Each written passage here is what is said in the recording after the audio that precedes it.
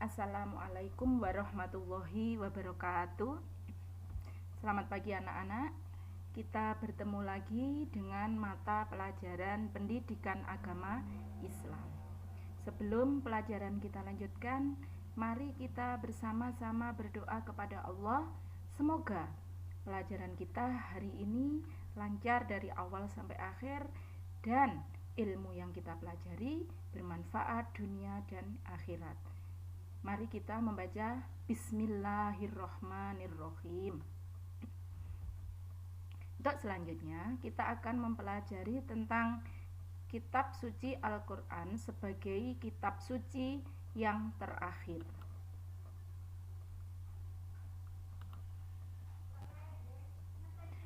Pertama kita akan mempelajari tentang pengertian Al-Quran. Apa itu Al-Quran?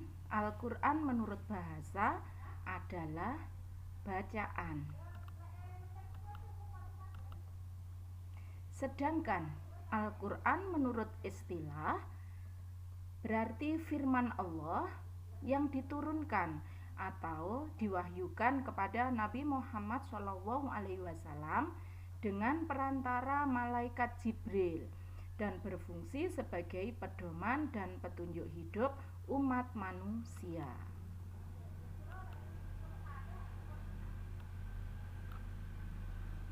Sekarang kita akan mempelajari isi kandungan Al-Quran.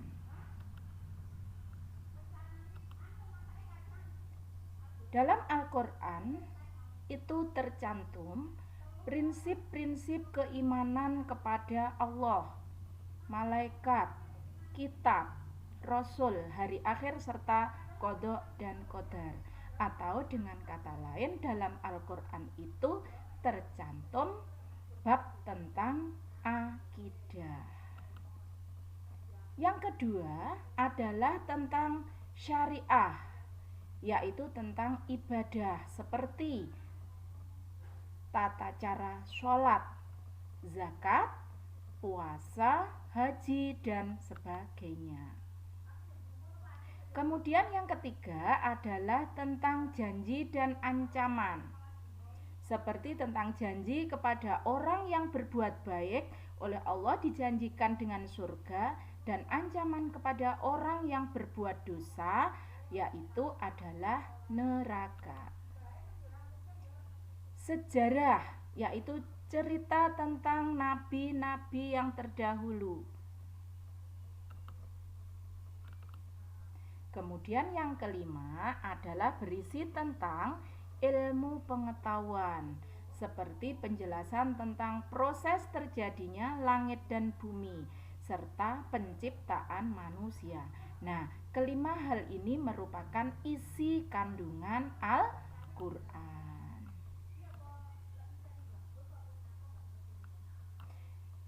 Al-Quran itu diturunkan secara bertahap dan memakan waktu yang lama, yaitu selama 22 tahun, 2 bulan, dan 22 hari. Dari periode tersebut dibagi menjadi 2, yaitu periode Makkiyah dan periode Madaniyah. Periode Makkiyah maksudnya Al-Quran itu diturunkan sebelum Nabi Muhammad hijrah ke Madinah, lamanya sekitar 12 tahun. Kemudian setelah Nabi Muhammad SAW mendapatkan perintah untuk berhijrah ke Madinah, di situ Nabi Muhammad masih menerima wahyu selama sekitar 10 tahun.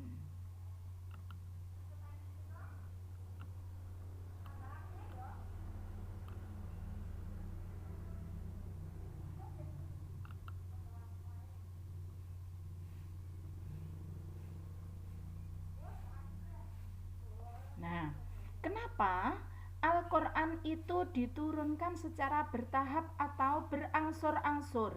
Itu bukan dengan tanpa tujuan anak-anak. Nah, hikmah Al-Quran diturunkan secara bertahap atau berangsur-angsur. Yang pertama agar mudah dimengerti dan dilaksanakan, karena Nabi Muhammad mendapatkan wahyunya sedikit demi sedikit. Yang kedua, turunnya ayat itu sesuai dengan peristiwa yang terjadi. Selanjutnya, memudahkan untuk dihafal. Kemudian yang keempat, beberapa ayat Al-Quran ada yang merupakan jawaban dari pertanyaan.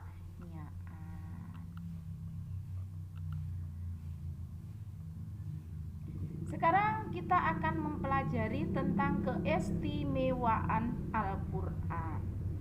Al-Quran yang merupakan mukjizat terbesar dari Nabi Muhammad SAW itu memiliki beberapa keistimewaan. Yang pertama adalah Al-Quran merupakan kitab yang sempurna, menyempurnakan kitab-kitab sebelumnya. Kita sudah mempelajari kitab-kitab yang 3 sebelum Al-Quran, dan Al-Quran di sini merupakan penyempurnanya dan berlaku sepanjang zaman. Kenapa berlaku sepanjang zaman?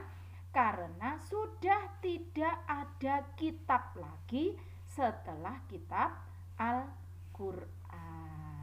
Kalau kitab-kitab sebelumnya, kitab Taurat, Zabur, Injil, itu hanya berlaku pada masanya dan bagi umat dari nabi tersebut. Tetapi kalau Al-Quran itu berlakunya sampai nanti hari kiamat. Yang kedua, penyempurna bagi ajaran yang terdapat dalam kitab sebelumnya. Yang ketiga, memiliki susunan bahasa dan sastra yang paling indah.